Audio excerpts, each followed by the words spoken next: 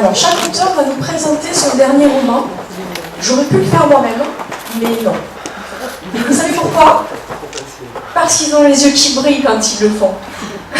En même temps, on les comprend, ils ont passé des mois dessus, à lui donner vie, à ce roman, à le peaufiner, ou encore à trouver les bons mots. On commence par Céline Dangean, parce que c'est ma découverte 2019. Je connaissais déjà les deux autres auteurs, donc voilà. Céline a une écriture un petit peu sanglante. On part sur du thriller, parfois psychologique, parfois voilà, thriller pur et dur. Donc Céline, on te laisse nous parler de ton roman. Il faut que j'en parle comme ça, d'accord. J'attendais le micro et... Tiens. Désolé. Comment donc mon dernier roman, c'est Double Amnésie. Voilà. C'est le troisième mettant en scène un personnage récurrent qui s'appelle Héloïse Bouquet, qui est capitaine de gendarmerie, une femme.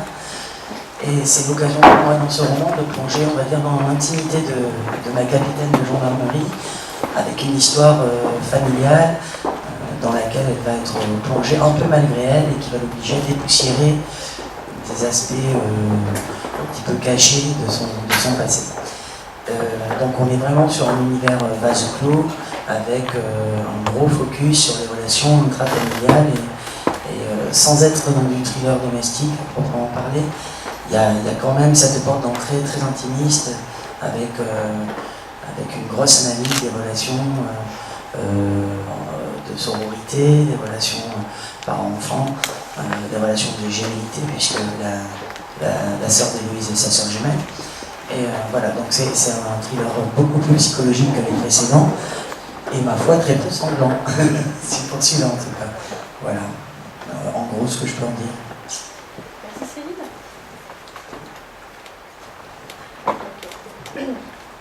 Donc Céline, j'ai suivi ton actualité quand même. Voilà, donc je t'ai suivi sur les réseaux sociaux, entre autres, on s'est croisés dans des salons. J'ai vu que Cheptel avait reçu 2 prix l'année dernière, donc le précédent roman. Un à Toulouse, un à Cognac, c'est bien ça. Donc écoute, je te souhaite, pour ce nouveau roman qui vient tout juste de sortir, il est tout neuf, je te souhaite écoute, la même réussite que pour son grand frère. Voilà, personnellement j'ai adoré, c'est une très très belle découverte. Voilà. Merci beaucoup. On passe à Claire. Donc Claire est pour moi une des meilleures auteurs de thrillers français. Waouh! Alors je ne dis pas ça parce que j'ai un public. Voilà, je suis blogueuse à la base et les blogueurs disent un petit peu ce qu'ils veulent. Hein. Ils ont le droit de dire qu'ils n'aiment pas.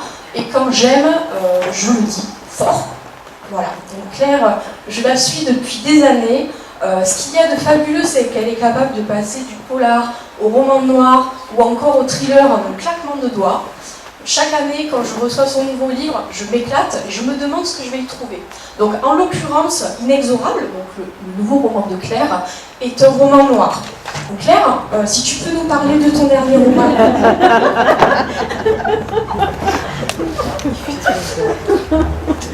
Donc, Inexorable, donc c'est mon 7e livre. Donc, c'est après 6 thrillers qui se passent aux États-Unis. Je me suis dit qu'il était peut-être temps de mener un combat personnel, en fait, de m'investir dans un livre et de dénoncer certaines choses. Donc ce livre, en fait, il parle des enfants qui sortent du moule par rapport à l'éducation nationale.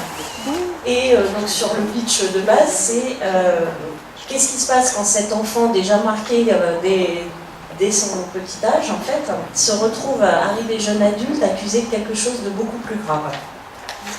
Donc c'est un livre que j'ai écrit dès la préface, vous savez pourquoi, puisque mon fils en fait souffre d'un handicap invisible. Et donc c'est un roman aussi qui me permet de témoigner sur ce que, avec mon mari, on a pu vivre grâce ou à cause de l'éducation nationale. Donc c'est un roman qui, sous forme de justement raconté comme ça, me permet de dénoncer un petit peu ce que vivent les familles comme les nôtres. Il y a suffisamment de gens qui sont venus me voir pour me dire qu'ils reconnaissaient leur parcours du combattant. Voilà, c'est vraiment une façon à la fois de dénoncer et puis bon, sous forme de roman, puisqu'après je parle vraiment vers quelque chose de différent, mais de pointer du doigt des dysfonctionnements aujourd'hui du système et de ce que ça peut générer sur des enfants qui ont déjà peut-être des soucis qui n'ont pas besoin d'être encore aggravés. Voilà. Cédric Cyr, les faits se sont enfin penchés sur ton berceau. L'auteur est en train de vivre un véritable tsunami littéraire. Donc, son nouveau roman Vindicta, il est là, à peine sorti, au bout de quelques semaines, il faut déjà le rééditer, c'est bien ça? Ouais. Il a été fait 2 fois Ah oui, en un mois. pas mal. Pour l'instant. Voilà, donc... bien raison. Ah, c'est vrai, ouais. Il n'a pas fait Ah, si, il a fait. Il a fait. Donc il a été chroniqué à la télé par le célèbre libraire Gérard Collard sur le journal de la santé, au journal de la santé, sur France 5. Donc on peut dire qu'il y a un vrai changement, nouvelle maison d'édition, qui met le paquet, j'ai envie de dire. Ça change, et voilà, gros changement. Pas de mal, Non, je ne dis pas de mal des autres, mais c'est efficace, on le ressent sur la distribution, je le vois partout en librairie. Tu m'arrêtes si je me trompe. Ouais, voilà, je trouve qu'il y a du changement et c'est très positif, d'où le tsunami littéraire d'après moi, hein, ce n'est que mon avis. On en parlait tout à l'heure, c'est vrai que tu es très modeste sur ce qui t'arrive, tu prends les choses un petit peu comme elles viennent, voilà. Mais rien que la distribution, c'est important. Gérard Collard, c'est aussi un plus, hein, n'est-ce pas Claire? On en rêve, enfin, les auteurs en rêvent tous, j'ai envie de dire. Donc écoute, la vague est très belle. Je te souhaite de surfer le plus loin possible, Cédric. On te laisse nous parler de Vindicta. D'accord. Ça va être enchaîner là-dessus. Mais oui, donc cette grande vague de sang qui est dans mon bouquin. Non, je ne me rends pas compte de tout ça. Sincèrement, c'est pas de la fausse modestie, je ne sais quoi. Moi, je vis mes rêves de gosse, donc j'écris, je raconte des histoires. Je suis toujours en rigolant, mais c'est la seule chose que je sais faire et que j'ai vraiment envie de faire. Je fais ça depuis que je suis tout petit. Et écrire des bouquins, je pense que vous êtes d'accord, c'est comme si on avait toujours 10 ans et qu'on s'invente des histoires dans la tête et on met plein de choses personnelles. Il y a juste un moment donné, me semble-t-il, avec la maturité peut-être, mais on arrête d'écrire des histoires que pour soi et on finit par raconter des histoires aux autres et on prend vraiment le lecteur en considération. Et moi, tout ce que j'ai toujours fait là, c'est pour le plaisir du lecteur, c'est le divertissement, je le répète en boucle, mais c'est essentiel pour moi, c'est sans aucune prétention, c'est de faire passer un bon moment. Donc oui, Vindicta marche un peu mieux que mes précédents, parce que peut-être que, entre autres, j'ai également changé de pseudo. Jusqu'à présent, je signais Cyr Cédric, qui, mon look, plus le pseudo bizarre, peut-être donner l'impression que j'écrivais du Harry Potter ou des histoires de choses. Et parce que, juste, sans rire, ce livre-là est juste la continuité logique de tout ce que j'ai fait. J'écris de l'horreur, j'écris des histoires qui font peur, c'est ce qui me plaît depuis le début. C'est ce qu'on trouve dans tous mes bouquins. Celui-ci n'échappe pas à la règle, mais c'est juste qu'au début, il y avait effectivement du surnaturel qui s'est évaporé progressivement de mon livre. Et dans les 2 derniers, il n'y en a plus du tout, on est vraiment ancré dans la réalité. C'est une histoire de vengeance. Et mais voilà, je ne vais pas monopoliser la parole, mais c'est juste si je disais ça, c'est qu'il me semble que le fait de maintenant signer Cédric Cyr, donc c'est un nom de bonne famille, voilà, c'est vraiment un auteur sérieux maintenant,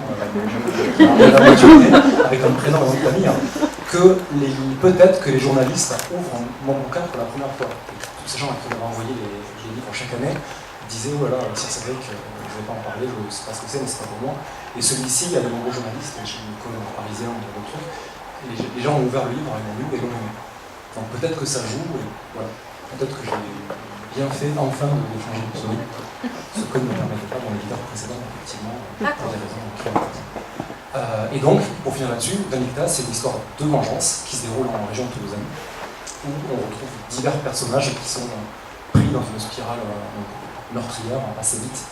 C'est une sorte de conséquence. Il n'y a pas de thématique aussi profonde que les vôtres derrière mon histoire, mais il y a quand même l'idée de la responsabilité de nos actes et des conséquences de tout ce qu'on fait. Et c'est un livre où tous les personnages finalement sont en chute libre et font systématiquement les mauvais choix pour des mauvaises raisons et se laissent guider par leurs émotions plutôt que leur intelligence. Comme finalement on fait tous dans la vie, c'était ce qui m'intéressait dans le concept de l'histoire. Je vais pas en dire plus pour l'instant. Merci, on passe aux questions. Donc, comment vous est venue l'idée de votre dernier roman? Est-ce qu'on se lève le matin en se disant « ça y est, je sais » ou pas du tout?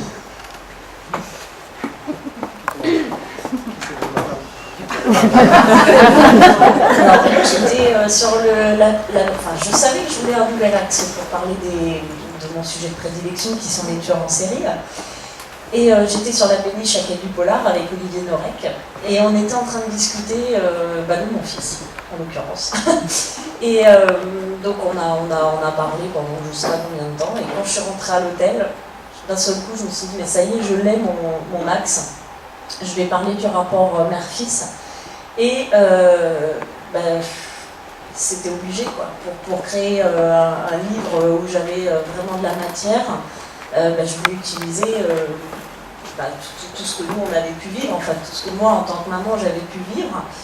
Et c'est un livre qui est né comme ça et c'est aussi pour ça que au final je l'ai placé en France, à l'inverse de tous les autres qui sont aux États-Unis, parce que pour pouvoir dénoncer les choses et pour pouvoir parler de l'école de façon impliquée, j'étais obligée de le placer ici. Donc c'est vraiment le livre le plus implanté dans la réalité. Vous avez tout le quotidien d'une mère de famille banlieusarde avec les horaires de l'école en face, qu'est-ce qu'on est, enfin, ce à quoi une mère est obligée de renoncer pour pouvoir être à la sortie de l'école. Enfin bon, voilà, c'est vraiment un livre qui parle de la réalité de terrain des parents et des parents qui ont un enfant qui sort du monde. Voilà. Donc il est né comme ça.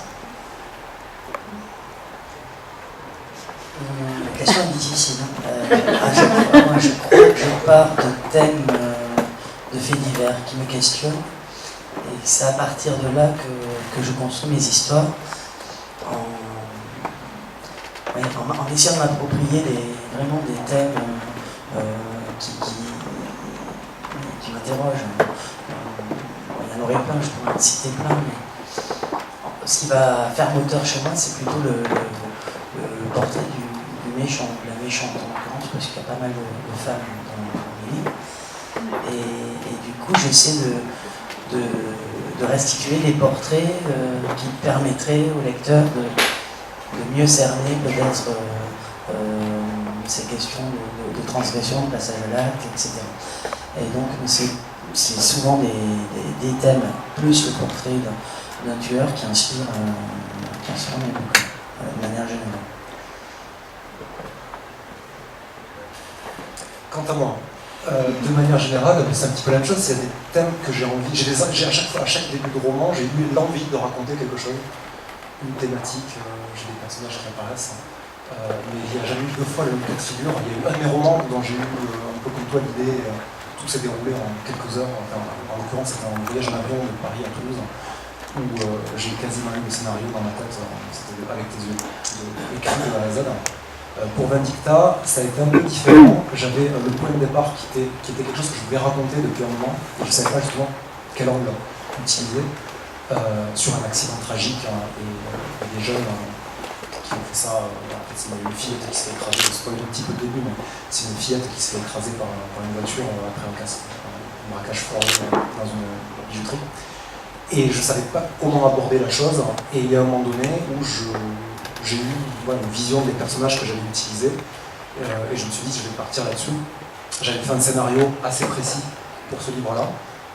Il se trouve qu'en cours d'écriture, je ne l'ai pas respecté, parce que justement la thématique de base, c'était ce que j'ai évoqué tout à l'heure, donc le côté de tous les personnages qui prennent des mauvaises décisions, et le côté viscéral, le côté très humain. C'est peut-être celui de mes livres où les personnages sont le plus travaillés, et le plus nombreux, clairement. Et en fait, à un moment donné, j'ai jeté les pistes de scénario que j'avais faites, parce que ça ne fonctionnait pas, c'était trop rigide.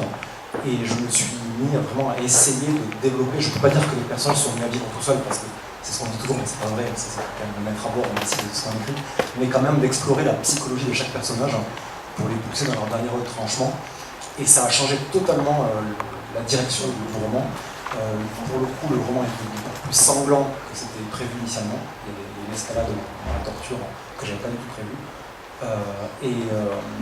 Parce que je me suis vraiment attaché au personnage, plus je l'ai creusé, plus il était important pour moi.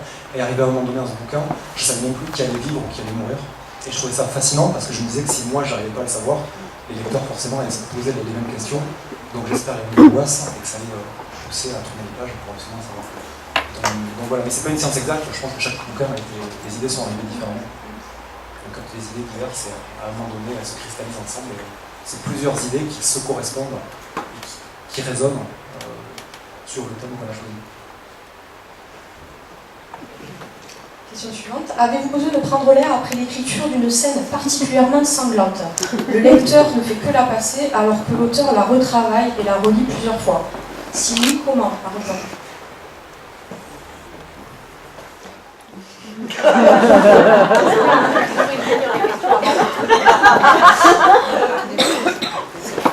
Bah oui et non, en fait. Non, c'est-à-dire que ça fait partie du travail d'écriture. On sait qu'on va passer des moments pénibles, on sait qu'on va devoir se mouiller la chemise quand on écrit ces scènes-là. Enfin, je dirais pas que ça ressemble à un travail d'acteur, mais presque un petit peu. C'est-à-dire que moi, par exemple, si je veux créer de l'angoisse, il faut qu'elle naisse en moi. Si je passe la scène sans aucun problème, bon, bah, c'est quelque part, si elle ne fait rien à moi, c'est qu'elle risque de rien faire au lecteur. Donc il faut se générer un minimum d'angoisse pour qu'elle transparaisse au niveau de la lecture. Mais après, quand on est pris dans le flow, bon bah voilà, ça passe comme ça. Puis bon, bah moi, à côté, bah, je ne suis pas comme par exemple Cédric, hein, moi je travaille, donc bah, je peux me venger sur mes collègues après. Donc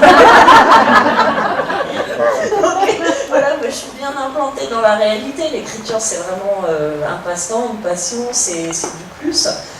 Donc bah voilà, même si j'ai une scène horrible à écrire, bah après voilà, je sais que j'ai la réalité qui m'attend à côté. Et puis bah par exemple sur le prochain là, c'est vrai que j'avais écrit une scène que je trouve assez dure. Et donc bah, toujours dans l'optique des vengeances, tu sais, un tel qui met le nom d'un tel dans ses livres, par exemple le dernier Olivier Noreil qui tue Jacques et moi, et puis aussi du coup bah, juste après cette scène horrible, il y a une scène beaucoup plus soft où bah, du coup je règle mes comptes avec voilà, donc là bah, du coup je me suis dit ça fait une grosse redescente. Donc voilà, c'était un petit moment fun de détente après la scène horrible. Alors moi non, j'ai pas besoin de... Enfin, je suis d'accord avec Claire, hein, c'est-à-dire qu'il y a une immersion qui est nécessaire, on est obligé à minima d'être en adéquation avec ce qu'on écrit, de ressentir émotionnellement voilà, des choses assez proches de ce qu'on essaie de faire ressentir au lecteur. Donc forcément il y a cette immersion, et puis après l'écriture se poursuit, et moi j'ai pas besoin de sas, de décompression, ou alors peut-être que mes collègues, effectivement, mais elles ne me l'ont pas dit, donc voilà. Elles sont polies. Il n'y a qu'une scène dans mon tout premier livre, qui est plus du tout commercialisé, qui s'appelait Voulez-vous tuer avec moi ce soir? Il n'y a qu'une scène, parce que c'est un polar très réaliste, vraiment cru, volontairement cru, donc très inscrit dans une réalité ordinaire, et du coup il est extrêmement adhésive sur le plan émotionnel, parce qu'il y avait peu de distance fictionnelle, en tout cas c'était l'objet dans ce livre-là. Il n'y a qu'une scène, là, une scène de viol, que j'ai écrite d'un jet, et que je n'ai jamais relue. C'est-à-dire que je savais où elle était, et donc je faisais j'ai tout corrigé avant, après, mais j'ai jamais relu cette scène parce que je savais qu'elle était crue. Elle a été décrite par le pervers lui-même, donc voilà, en plus avec toute sa logique à lui qui chosifie totalement la victime. Et je savais que ce serait assez intolérable et je ne l'ai jamais relu. Voilà.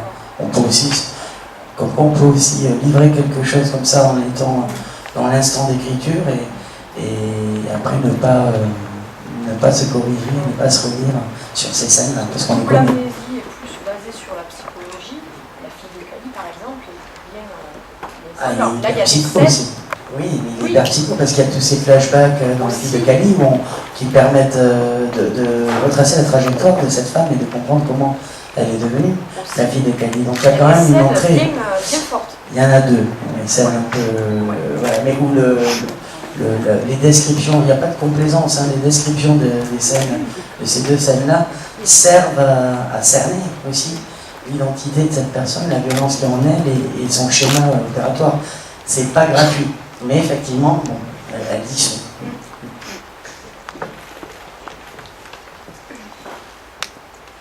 Quelle était la question déjà? Oui. Non, par rapport aux scènes sans maintenant, parce que oui, ça je rebondis là-dessus, mais oui, logiquement, aucune scène d'un bouquin ne doit être gratuite. Si on écrit une scène sanglante, me semble-t-il, c'est pour justifier un parcours psychologique, pour montrer quelque chose. Moi, j'écris pas pour choquer, absolument pas. J'aime bien Laura, je l'ai dit tout à l'heure, j'adore les scènes sanglantes, mais quand ce sont des moteurs narratifs, si on les enlève, on ne comprend plus l'histoire. Et moi, je dors très très bien quand j'écris ce genre de scène. Parce que moi, je suis obsessionnel sur l'écriture, je veux que mon bouquin fonctionne, je veux que chaque scène marche. Et quand j'écris une scène qui fonctionne, dont je suis content, chouette, je peux aller faire la fête, c'est quand j'ai fait une journée ou deux où je n'ai pas de boulot et que j'arrive toujours pas à décrire, à prendre le lecteur suffisamment par la main pour lui faire vivre les choses, ce grand mythe émotionnel qu'on promet à tous les lecteurs quand on écrit un bouquin. Là, je dors pas, parce que je me dis, je passe la nuit à me dire comment je vais pouvoir faire. Demain, j'arrête d'écrire et faire autre chose. Voilà. Et donc, c'est vraiment que du plaisir. Il y a une fois où, effectivement, je me suis rendu compte que j'avais écrit une scène qui était absolument gratuite. C'était dans mon ancien livre, et c'était un petit caniche qui se faisait sacrifier. Et en fait, il y avait toute une montée psychologique, justement, qui était très importante, parce que il y avait une importance sur l'histoire de pourquoi telle personne finissait par accepter de tuer le chien. Et on voyait toute la montée qui était déjà en soi insupportable jusqu'au moment où la personne, une femme, prenait le couteau, et on comprenait qu'elle allait le faire. Et en fait, j'avais écrit toute la scène, qui était le petit animal avec les gros yeux tout quick, se faisait ouvrir, c'était corps, et en plus il y avait des conséquences, la personne prenait du plaisir, au début elle avait horreur, et après elle prenait du plaisir, et il se passait plein de choses. Ça m'avait rendu malade à écrire. Le lendemain, pour le coup, quand je me suis levé, que j'ai relu ma scène, elle était insupportable à lire. Et moi-même, en tant que lecteur, ce genre de scène, j'aurais fermé le bouquin en me disant mais c'est nul, c'est pas pour ça que j'ai payé. Et ça n'apportait plus rien à ce stade-là à l'histoire. Donc j'ai coupé, j'ai jeté à la poubelle complètement la scène. Et en fait, ça marche parfaitement parce qu'il y a cette fameuse montée, ce que je voulais en fait. L'objectif de la scène est respecté. On comprenait ce qui se passait, on comprenait l'évolution psychologique de la personne. Il y avait ce sentiment quand même en disant à la fin du chapitre, elle est une ellipse, donc elle prend le couteau et elle va le faire. Il y a le côté, oh mon Dieu, en fait, elle le fait. Et ça suffisait, c'est à ça que je voulais arriver. Et le reste était absolument superflu. Dans ce cas-là, moi, personnellement, je coupe tout ce qui sert pas à l'histoire, je le coupe, parce que j'aime pas le sang que les gens.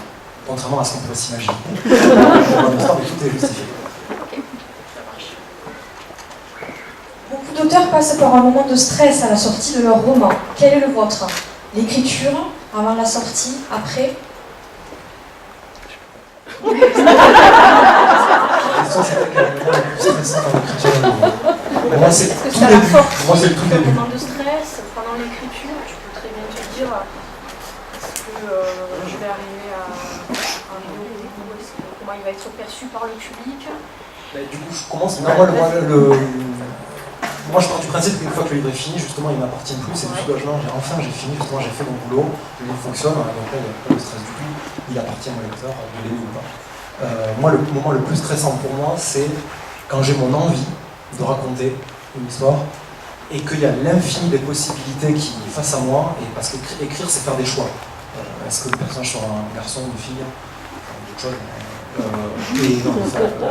Est-ce que non mais le personnage va-t-il prendre la décision de faire ceci, de ne pas le faire, d'être gentil, d'être méchant, de faire une erreur, de comprendre? C'est que des choix. Tout le scénario reste à faire, tous les personnages restent à créer. Et en fait, ça c'est super flippant parce que cette liberté absolue, elle est quand on sait où on va, quelque part quand on a déjà fait un scénario où tout est contenu, pour moi il n'y a plus que du plaisir parce que c'est du boulot et j'adore travailler, j'adore écrire, jeter, corriger, enlever des scories. Mais le fait de décider au début, et puis de se dire est-ce que j'ai la bonne idée, est-ce que si finalement mon personnage, si je le tue à cet endroit, est-ce que c'est pas mieux que de faire ça, et de se dire est-ce que j'ai vraiment pris à chaque fois la meilleure décision, est-ce que le lecteur va être emporté. Ça c'est un stress inouï, et plus j'arrive vers la fin, et plus tout commence à prendre forme, là je suis très rassuré, tout est très simple, personnellement. Pas de stress, Céline. Ouais, moi je dirais qu'il y a plusieurs formes de stress. Il y en a pendant l'écriture du roman, avec ce que tu as très bien décrit d'ailleurs, la question des choix qu'on fait au fur et à mesure qu'on avance, et avec tout ce questionnement autour, est-ce que ce sont les bons choix, est-ce que je pars pas dans le mur. En plus, moi, je ne construis pas en amont, ça m'enferme trop, et en plus, je ne respecte pas. Donc, de toute façon, je pars avec de grosses marges de liberté, ce qui fait que tout le long de l'écriture, j'ai quand même à avoir ce regard de vérification et de correction, voilà, parce que je ne suis pas une trame définie en amont. Du coup, c'est assez stressant, effectivement. Et il y a également le stress une fois qu'on a fini. Alors c'est un stress à la fois positif, parce qu'on y a de l'excitation en fait, et à la fois le stress, enfin je suppose, apparemment toi non, mais de se demander comment ça va être reçu. Comment est-ce qu'on a réussi à faire ce qu'on voulait, est-ce que le lecteur va prendre le plaisir qu'on souhaite à la lecture. Donc voilà, pour moi il y a plusieurs formes de stress, et ils ne sont pas les mêmes et ils arrivent à des étapes différentes de l'écriture. Je pense que moi je travaille pas comme vous deux, moi je travaille sur plan, un plan très très très détaillé, ce qui fait que je maîtrise, comme dans quasiment tous les livres, il y a beaucoup de manipulations, moi je suis obligée d'amener, enfin personnellement moi j'amène un plan très détaillé qui me permet de maîtriser l'évolution psychologique de mes personnages. Donc à ce niveau-là, je dirais qu'une fois que j'ai mes plans, sincèrement, moi le plus dur est fait, c'est pas à ces moments-là que je stresse. Après ça va être en cours d'écriture, j'ai des moments où je me dis est-ce que vraiment j'ai... bon, ça va être des petits moments comme ça, mais bon, après, forcément, on surmonte. Hein. On y arrive à passer au-delà et puis à continuer. Après, oui, une fois que le livre est fini, bon, il y a des moments, par exemple, moi, sur Inexorable, c'est un livre qui est tellement différent de mes précédents, c'est un livre qui est tellement personnel, que oui, j'ai pu me poser la question, voilà, je change complètement d'environnement. C'est un livre moi, qui me tient particulièrement à cœur. Si les gens restent insensibles, oui, ça va me briser le cœur, évidemment, puisque là, j'ai tellement mis de ma famille et de moi-même. Je veux dire, c'est mon fils qui a préfacé le livre, donc c'est un livre, si les gens restent insensibles et me disent c'est nul, voilà, moi, oui, effectivement, là, ça m'aurait... Mais bon, après, c'est l'aventure de chaque livre, et comme ils disent tous les auteurs, c'est que une fois que de toute façon il est terminé et qu'on le remet à l'éditeur, il ne nous appartient plus, et après c'est sa vie à lui qui commence, et elle se fait sans nous quelque part. Maintenant elle se fait avec les lecteurs, et ça, quelque part on n'a plus la main dessus, donc ça peut stresser, mais en même temps c'est le jeu, quoi. Ok, merci. On imagine qu'un auteur met ses tripes dans son manuscrit. Est-ce qu'il y a un peu de vous dans vos romans ou pas du tout? Alors, je ne suis pas auteur et je ne sais pas écrire, mais j'ai dû créer un personnage pour un roman, et même si je l'ai faite brune, désolée, je n'ai pas pu m'empêcher de lui donner mes traits de caractère. Est-ce que tu les deux? Pas du tout. Je ne vois pas comment on peut faire autrement. De toute façon, à partir du moment où on traite un thème, quel qu'il soit, on le traite avec notre prisme à nous. Hein. Donc il y a forcément une subjectivité permanente, même si on peut objectiver au travers de recherches, c'est pas ce que je veux dire, mais nécessairement la manière qu'on a de s'approprier un sujet, de le traiter, c'est notre manière à nous de le faire. Le même sujet peut donner lieu à 10 bouquins tout à fait différents en fonction de l'auteur. Donc nécessairement on met de nous, mais c'est pas forcément volontaire ou conscient.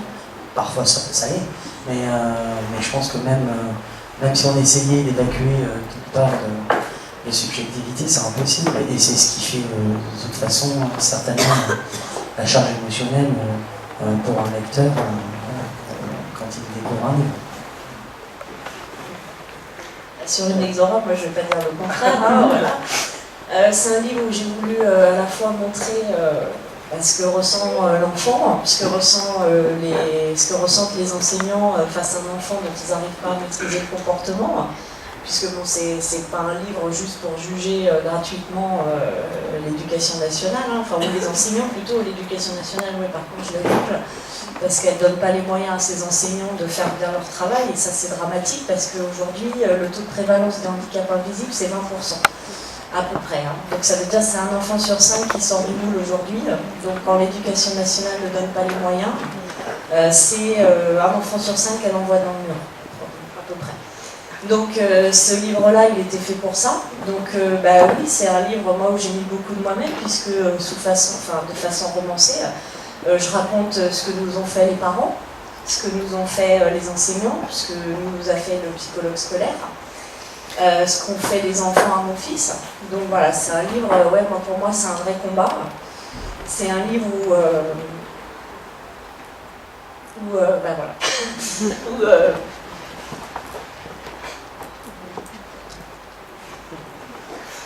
j'ai voulu que ça profite à d'autres familles. Après ça, on est tous, de nous, dans tous nos personnages, on l'a dit, répété, les thématiques, c'est des choses qui me touchent personnellement.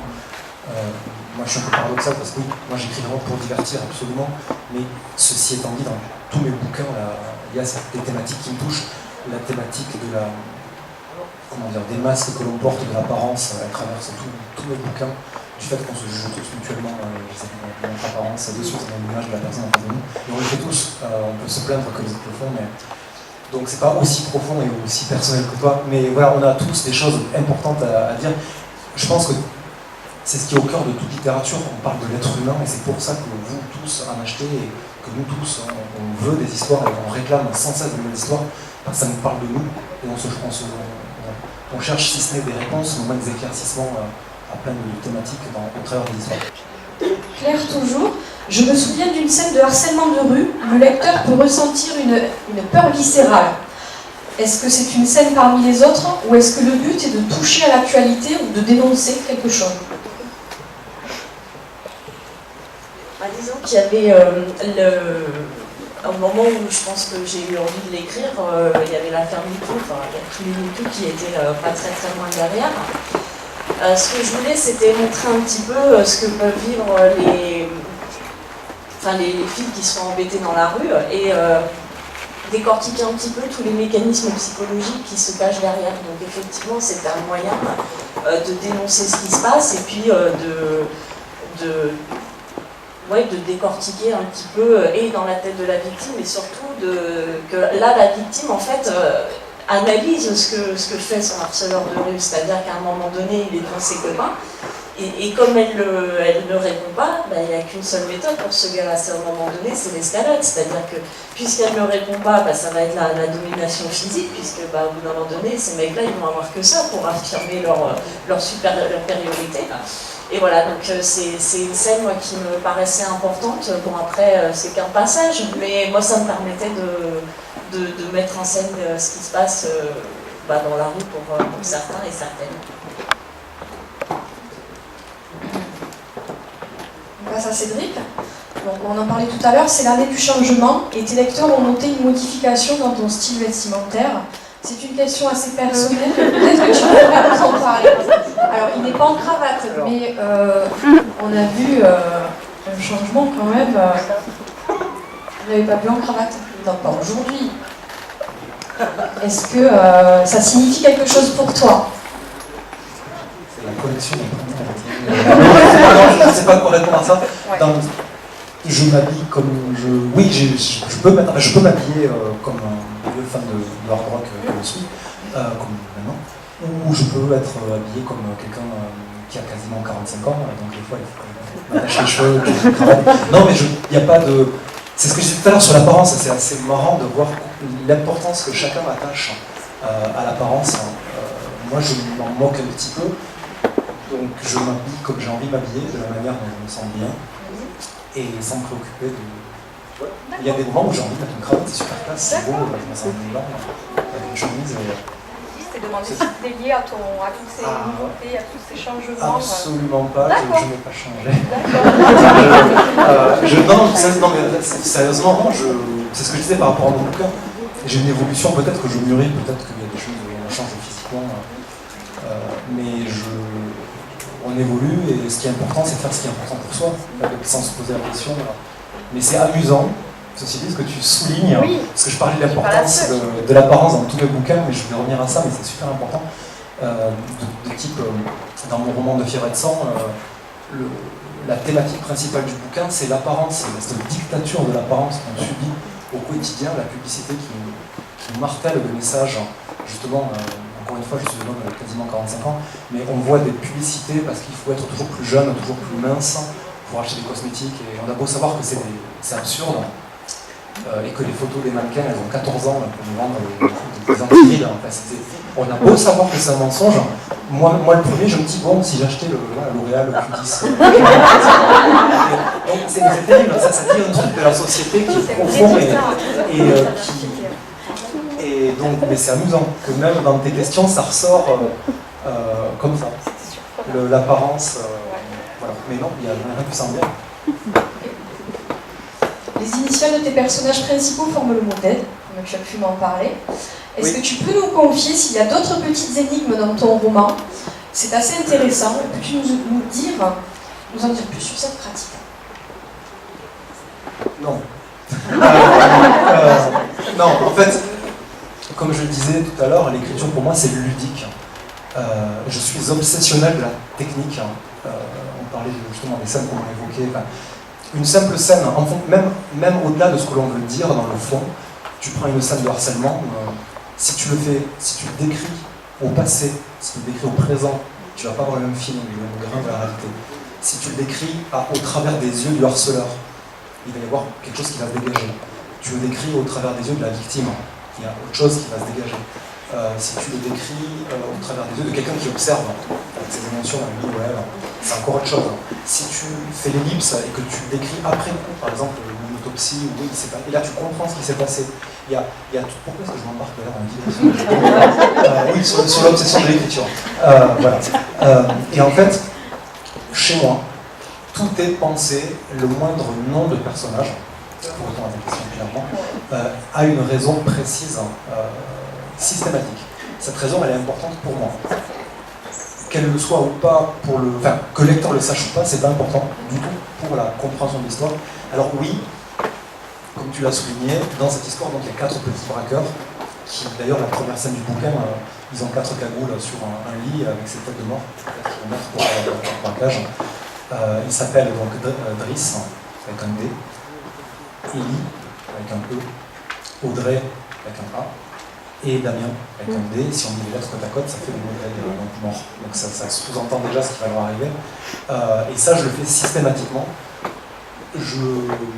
Si mon héroïne albinos, elle s'appelle Eva, donc Ève, et Sparta, qui veut dire sombre, enfin assombrie. Tous les personnages ont une raison de s'appeler comme ça. Parfois c'est anodin, j'ai rencontré 2-3 mamans à une époque, et quand j'ai dû créer un personnage pour mon précédent livre, j'avais Manon parce que j'avais exactement la fille en question, je l'avais vue à plusieurs reprises, elle avait le même prénom. Donc pour moi c'était un signe, et son nom de famille je l'appelais Virgo, tout simplement parce que, pour parler d'elle, de ceux qui ont une personne du précédent roman, c'est un slasher dont je respecte les règles. C'est ces fameux films qui ont commencé avec Psychose, Hitchcock, dont les règles ont été un peu plus affinées avec Halloween de Carpenter, à la fin des années 70, et où en fait la dernière survivante, celle qui va être qualifiée par l'histoire pour affronter l'incarnation de la bête, du grand méchant loup finalement, ce qui fait qu'elle est capable de l'affronter, c'est qu'elle est vierge. Ça traverse ce genre de cinéma. Et donc d'appeler mon héroïne Virgo, pour moi c'est ma façon aussi d'avoir de l'humour que personne ne voit. Mais je me disais voilà, je respecte les codes, certains lecteurs le verront peut-être. Je rebondis là-dessus en tournant le micro, mais par exemple dans le roman précédent également, c'est une secte. Et à chaque fois que le gourou s'adresse à ses disciples, quasiment 99% de ce qu'il leur dit, et ça sonne super bien, ce sont des paroles de chansons que j'ai traduites notamment, que j'ai mélangées. C'est vraiment des vers entiers de chansons qui donnent parfois des... Non, c'était des clins d'œil, mais c'est vrai qu'il y a c'est du métal, donc il y a du latin, des notes, mais c'est vraiment des paroles entières de chansons qui font des clins d'œil. Donc ça c'est mon humour que personne ne voit, les gens ont le côté horrible. Et une distinction entre la réalité et la fiction, qui doit rester aussi unique. Donc voilà, tous les personnages ont une raison de s'appeler comme ça, mais que le lecteur ne le voit pas, c'est pas du tout important. C'est important pour moi, parce que je sais pourquoi je l'ai fait comme ça. pensais à Franck Tillier qui a mis plein de petites lignes aussi dans ses livres. Je pensais que c'était... Non, c'est pas un jeu de piste. Ok. C'est pas un jeu de piste. Ok, ça marche. Question suivante. Donc la construction. Pour finir là-dessus, sans monopoliser, la moitié des personnages secondaires, voire la totalité, sont des personnes qui existent réellement, avec leur vrai prénom, leur vrai nom de famille, leur vraie description physique, et parfois leur vrai métier dans la ville. Il y a 2 flics dans Vindicta qui travaillent au télépolice où ça se passe. Il y a mon frère dans son vrai métier, dans son vrai, sa vraie brasserie que j'ai décrite. Ouais, il y a vraiment des gens qui existent que je mets dedans. C'est aussi de l'humour et ça fait aussi les noms forcément des personnages. La construction de ton roman est plutôt extraordinaire. Bon, je suis pas objective, hein, voilà. C'est mon auteur préféré. As-tu créé un plan d'écriture pour Vindicta? On imagine que oui. C'est ce que je disais un petit peu tout à l'heure. Au départ, oui, et en réalité, non, parce que j'ai abandonné mon plan, parce que ça ne marchait pas et que je voulais garder ce côté à fleur de peau, mer à vif, du début à la fin, qui était la thématique principale du bouquin. Donc j'ai travaillé sans filet. La fin est radicalement différente de celle que j'avais imaginée. C'est une petite frustration, parce que ma fin intellectualisée que j'avais pensée au début était peut-être mieux. Non, disons qu'elle dégageait un sens, vraiment quelque chose d'affreux à la fin. Et j'ai pas pu la mettre en œuvre parce qu'entre-temps, les personnages avaient vécu leur vie. On n'était plus avec les mêmes personnages, on n'était plus au même endroit. Et c'était impossible scénaristiquement de faire un grand écart pour se dire on se déplace, machin, avec tous les personnages qu'il fallait. J'ai essayé de mettre en épilogue une partie de ce que je voulais dire dans cette fin initiale. C'est mon seul mini regret parce que le bouquin fonctionne beaucoup mieux qu'il est. Mais non, il a été fait sans filet parce que pour celui-là, le précédent avait été scénarisé entièrement de A à Z. Mais celui-là, il s'est échappé un petit peu à la création. Il a été très éprouvant à écrire pour ça. Parce que justement, cette fameuse question, je me l'ai posée en cours d'écriture encore plus que d'habitude. Et ce stress de savoir est-ce que je fais le bon choix, est-ce que le lecteur va suivre ou est-ce qu'il va décrocher. On passe à Céline. Tu choisis souvent des sujets précis, comme la culture de l'Inde dans La fille de Cali, ou encore l'amnésie avec ton dernier roman. Est-ce que ce sont des sujets que tu connais déjà ou que tu choisis et travailles ensuite?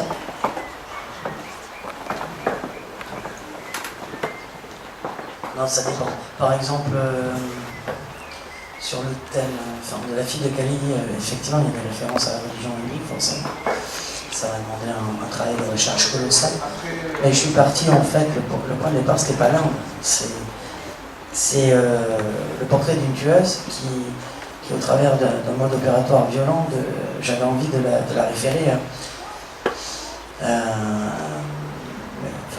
quand j'ai brossé son portrait, j'avais envie qu'elle se nourrisse de quelque chose d'hyper puissant pour elle. Et j'avais une copine indianiste de profession, voilà, et spécialisée dans la place de la femme dans la culture hindoue, et qui m'a dit, mais vu le portrait de tueuse que tu veux faire, intéresse-toi de la déesse Kali.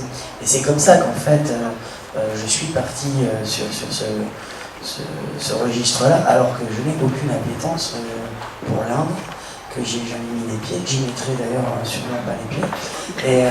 Mais il y avait effectivement tout un référentiel qui était extrêmement intéressant pour pouvoir construire ce personnage féminin, ses références à elle, son parcours de vie, et expliquer comment elle était de petite fille, elle était devenue la fille de Kali, une tueuse en série sanguinaire. Donc là, c'est plus le portrait de la tueuse que je voulais faire qui m'a incité à m'intéresser au thème de l'Inde. Pour l'amnésie, non, pareil, c'est également les thèmes que je traite parallèlement qui m'ont incité à me pencher sur cette question. Il y avait eu, après les attentats de Charlie Hebdo, j'avais lu certains articles qui m'avaient questionné dans la presse autour de la question de ce que, de manière galvaudée, est appelée la pilule de l'oubli, c'est-à-dire une molécule qui a été mise en place pour faciliter le traitement des chocs post-traumatiques. Donc là, on est à des années-lumière de l'approche analytique qui consisterait à aider quelqu'un à guérir d'un trauma par la parole, ou enfin toute une démarche, on va dire, analytique. Et je trouvais ça intéressant d'aujourd'hui arriver en 2010, en 2018, à l'époque c'était pas 2010, les attentats Charlie, c'était 2015, d'arriver à ce moment-là à une porte d'entrée traitement scientifique, quasi neurobiologique, de la question du choc traumatique. Et donc ça c'était resté. Et les thèmes que je choisissais d'aborder là, finalement, étaient facilement, on pouvait faire un pont avec cette question-là qui m'avait interpellé. Donc du coup, j'ai fait énormément de recherches, voilà. Mais c'est souvent le sujet que je veux traiter qui m'oblige après à aller faire des recherches et à élargir éventuellement. Voilà. Question classique. Est-ce que c'est un livre qui t'a donné envie d'écrire ou toute autre chose? Ce sont les livres, de manière générale, qui ont donné certainement envie d'écrire. Le plaisir qu'on peut prendre à la lecture quand on est enfant, je pense, hein, c'est ce qui vient former le socle après du désir qu'on a de raconter des histoires à d'autres, parce qu'il y a eu un tel plaisir dans l'évasion, ou dans les émotions qu'on a ressenties à la lecture enfant, qu'après, du coup, j'ai toujours lu, et j'ai toujours eu envie de raconter des histoires, tout simplement. Combien de temps passes-tu à écrire tes romans? Mes formats sont plutôt gros parce que mes histoires sont plutôt complexes. Donc je vais dire que je suis à peu près sur une année de travail, recherche et écriture comprises, et ensuite on peut rajouter entre 3 et 6 mois derrière pour tout ce qui va être correction et aller-retour avec l'éditeur avant la publication. Ok. Est-ce qu'il y a des questions? Des questions? Pour clôturer ce moment, je vais laisser le mot de la fin aux auteurs. Ils pourront nous parler de leur actualité littéraire, pourquoi pas. Il est évident qu'en 1 heure de temps, on n'a pas pu tout aborder. Donc voilà, si vous avez envie de vous adresser à vos lecteurs.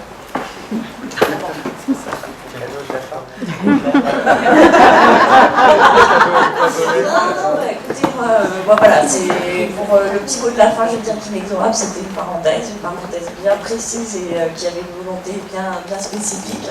Et que le prochain livre qui est fini, ça y est, parution 2020 chez un nouvel éditeur, sera un retour aux États-Unis au thriller pur et dur. Voilà. Change chaque année. Non, mais je pense que voilà, j'ai fait à peu près le tour par rapport aux questions qui m'étaient posées. Puis je suis derrière ma table là-bas, si vous voulez échanger de manière plus directe, voilà, vous êtes les bienvenus. Et quant à moi, je vais vous remercier tous et toutes d'être venus. Non, parce qu'on dit toujours que les gens lisent pas et que c'est une tragédie, et en fait, dès qu'on fait un salon du livre, quel qu'il soit, on se rend compte que les gens lisent. C'est pas vrai. Et c'est bien que vous pouvez de faire vivre les livres à la littérature. Et ça pour tout ce que j'ai à dire. Merci à tous. Merci à tous.